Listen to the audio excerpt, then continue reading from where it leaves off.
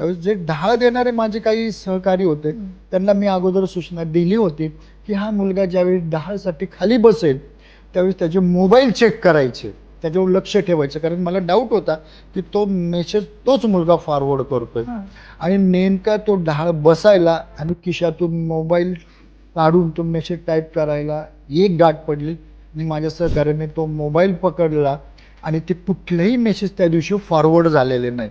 आणि मी त्या दोघांना सांगितलं, जर तुम्ही खरं नाही सांगितलं, ते खरं मला समजलेलं आहे, तर मी तुमच्यावर ब्लॅक मॅजिक करेन.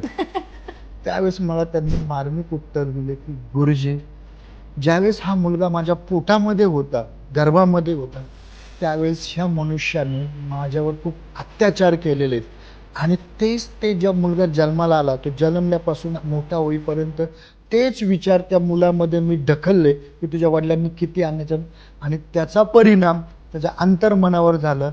आणि दोघांच्याही त्या बापाविषयी, नवऱ्याविषयी मत दूषित झालं आणि त्यांनी तो प्रकार केला.